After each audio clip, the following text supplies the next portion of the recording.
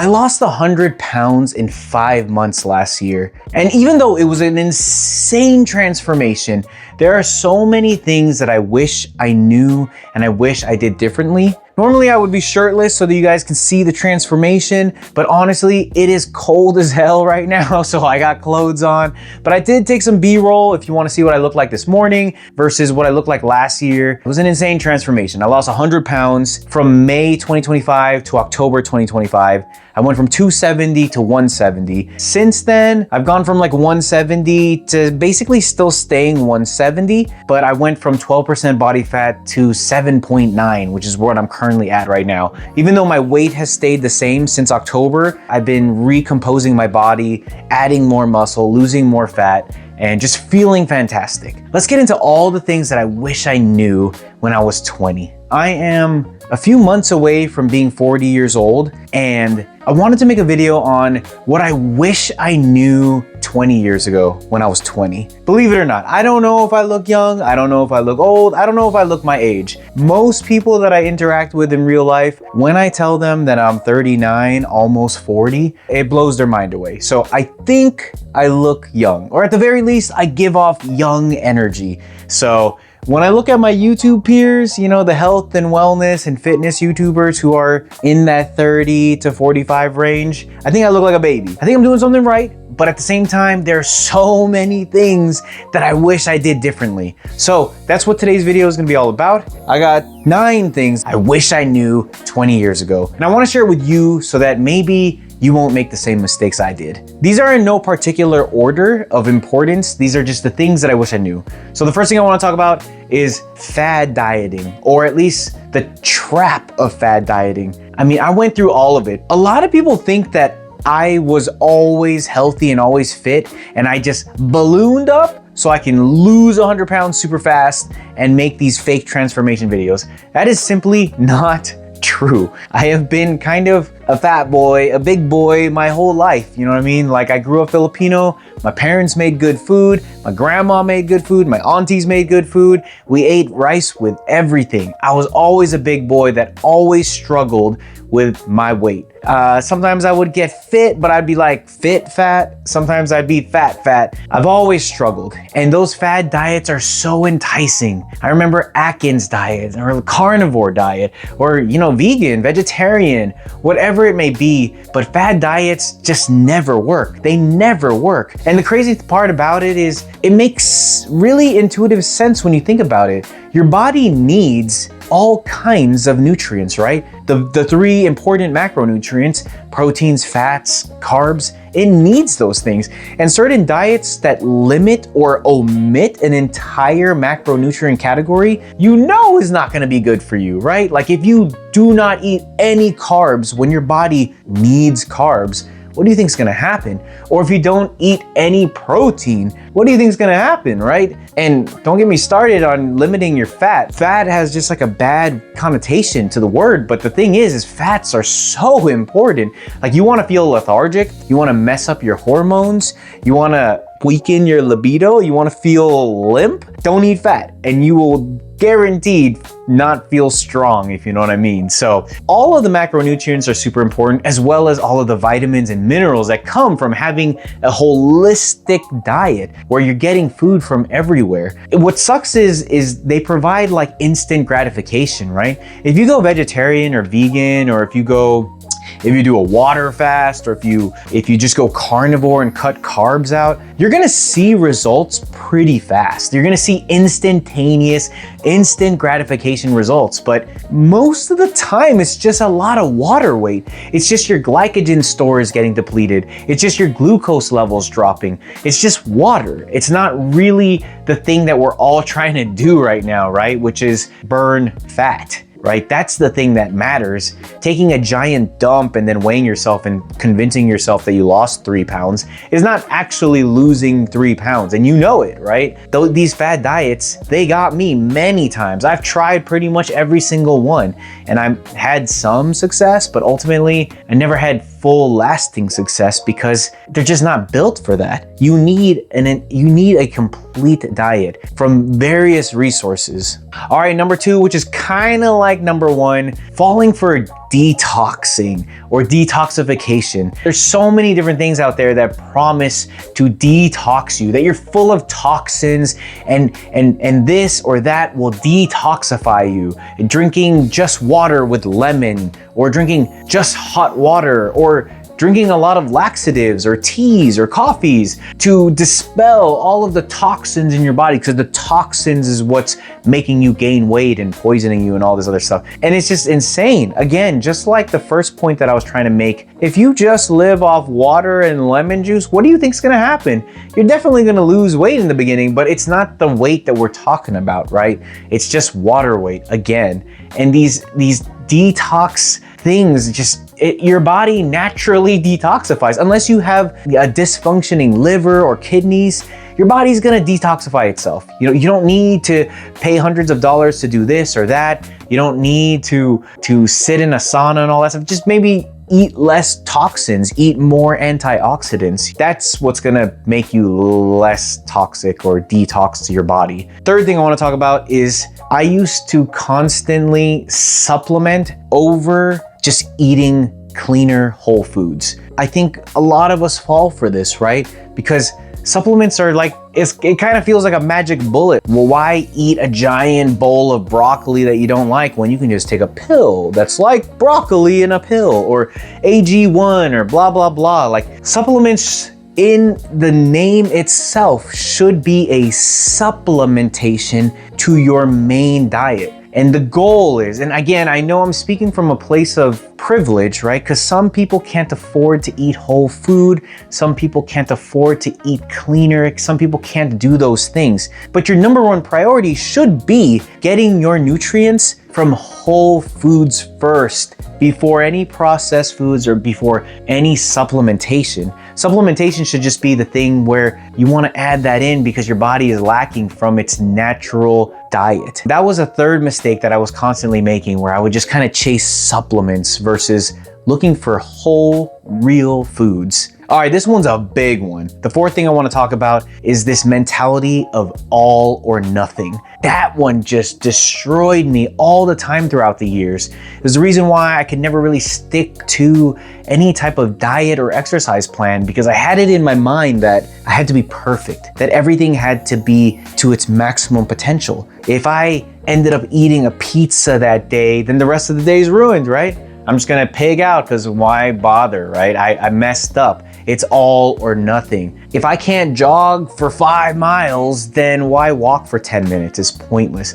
And that type of mentality, that type of thinking is what kind of ruined me all the time. It's that idea of perfectionism, that idea that it has to be perfect, that it has to be all or nothing. And when you finally get out of that mindset where something is better than nothing, when you get yourself into that mindset, then things start changing. Then you start doing like 5-minute walks here and there. Just do like 10 push-ups here because I'm getting a little sleepy, and normally I would just drink coffee or take a nap or, look for a sports drink or an energy drink. No, like now you're starting to realize something is better than nothing. Going for a 10-minute walk is better than not walking. Doing a little bit of push-ups here and there is better than not doing push-ups. Eating a salad after eating a bunch of pizza, burgers, and ice cream, that's better than just eating more pizza, burgers, and ice cream. So that all or nothing mentality, it sometimes stifles and kills our progress. So getting out of that perfectionism mindset, it's gonna do wonders for you. All right, this one is huge for me personally, but the fifth thing I wanna talk about is not truly letting nagging injuries heal and rehabbing it properly. I constantly was the type of guy, even up until last year, I'm the type of guy that just pushes through the pain, right? The body will heal itself, just push through. You're just weak, you just need to push through. And honestly, I've had elbow tendonitis and golfer's elbow forever, shoulder clicking forever, lower back pain forever. And I never truly gave it the time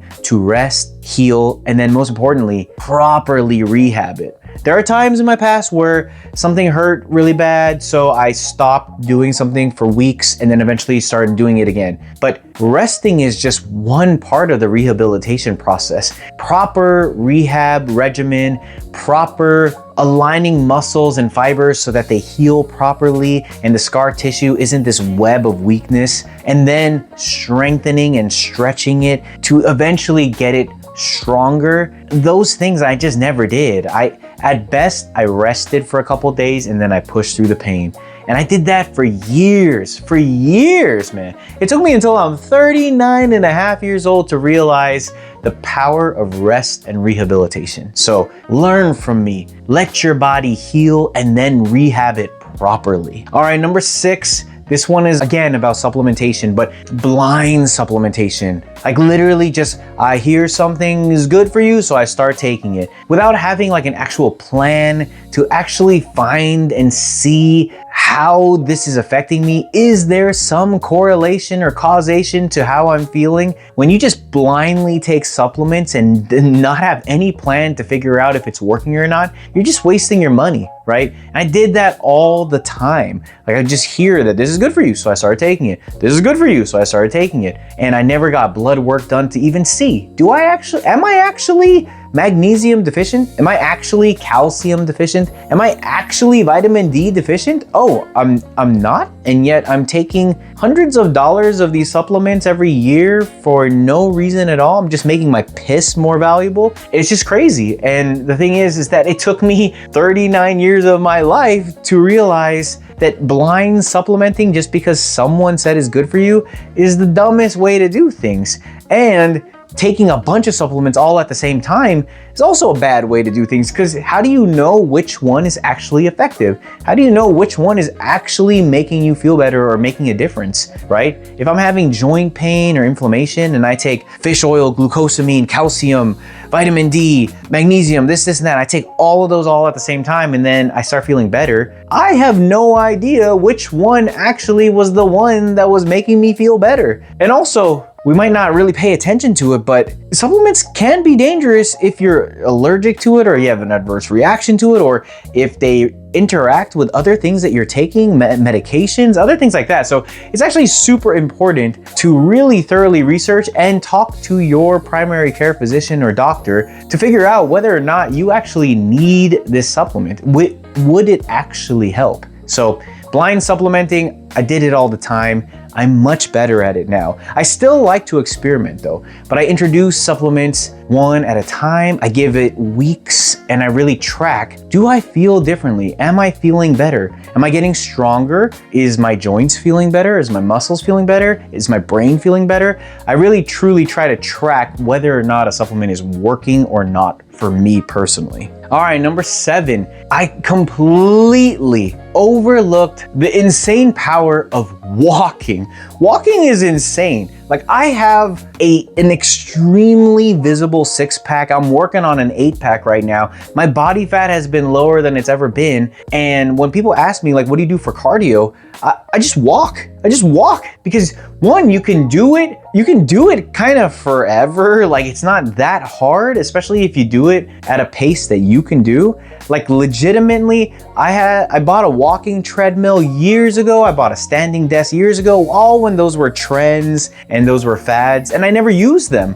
But then when I started using them a few months ago, holy crap, I would get like 20,000 steps without even thinking about it, just by messing around on my computer while watching YouTube or actually working on scripts and ideas, YouTube videos and creation. Like getting steps in was like such an amazing tool. And now I was using it initially to lose weight and burn fat. And now I'm kind of using it as just like my free hall pass to eat a little bit more, right? If I walk X amount of steps, I know I burnt an additional 600 calories, so I can have a little treat later tonight, you know what I mean? Or a little treat later with my meal. Maybe I can have my ice cream with a little less guilt. Like walking is insane. It is so good for you. It just gets you moving. And to me, I also use it as like a natural stimulant, you know what I mean? Like when I'm getting sleepy in the past, again, I would be pounding energy drinks, Monster energy drinks, pre-workout. And sometimes in the past, I would take like 3 pre-workout scoops throughout the day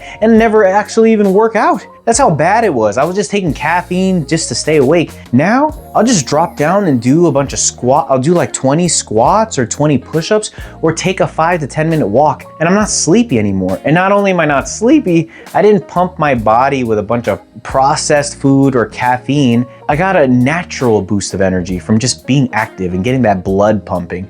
So walking, so important. You wanna start losing body weight, you wanna start seeing your abs, obviously start eating cleaner, but walk, just walk. All right, number 8, thing I wish I knew, juicing everything. Like literally, I was convinced by marketing that things like Jamba Juice or Juice Stop or any of those places were good for you because it's juice, it's fruit, right? Or getting food processors where I would just be juicing everything and not realizing that I'm kind of discarding the most important part of fruits, right? Like the skin and the fiber, that's all getting discarded for essentially just the sugar in the fruit. And yeah, you're getting some nutrients and you're getting some vitamins, but juicing everything, that was just a fad that I fell into that I wish I never did. I bought into the marketing. I bought into drinking fruit juices or fruit drinks or fruit this or that, or even like V8 cans. I mean, they're decently okay, but they're also packed with sodium, and it's not the same as actually eating servings of vegetables, eating broccoli or cauliflower or carrots. It's not exactly the same thing. You're not getting the fiber. You're not getting half of what you would get if you actually just ate the food itself. So juicing everything, I wish I never fell into that. Okay, and then number 9, maybe you're guilty of this too, but whenever I think of the day, we got 24 hours, right? And 7 to 8 of those go to sleep, and maybe 8 plus of those go to work. And then you got eating, you got hygiene, you got food prepping, if you got significant others or kids or pets. A lot of time in the day goes to a bunch of different things. The 9th thing I want to talk about is I constantly used to rob from sleep, right? Like if there's something I would rob from, it would always be from my sleep, right? If I needed more time in the day to do anything, I would rob from sleep. Yeah, it was just bad. And I think a lot of us do that, right? Like if we want to play more video games, watch more movies or TV shows, spend more time with our friends or family, or, you know, work harder so we can make more money, we would just constantly rob from sleep because we're not going to rob from all the other categories. The other categories are fun, and my God, how important sleep is. It is insane how important and how many different bodily processes happen when you're sleeping. I think I read a study where out of all the things to ever naturally boost your testosterone, like whether it's to exercise or whether it's to eat this or do that, sleep is the most effective way to boost your testosterone levels. It's like insane how much more testosterone you'll have if you get better, more quality sleep. And I would just rob myself from sleep all the time. Yeah, but we always rob from sleep because we think it's not that important. And it is so important. You wanna look older, you wanna have less energy and libido, you wanna just feel like crap, just sleep less, right? But if you want all the opposite things, right? If you wanna look younger, if you wanna have more testosterone, more libido, more energy, value your sleep. I think I rambled enough. Those were the 9 things that I wish I knew 20 years ago. I'm gonna be 40 soon, and I hope that you don't make the same mistakes that I did. Otherwise, I'll talk to you guys in the next one. Peace.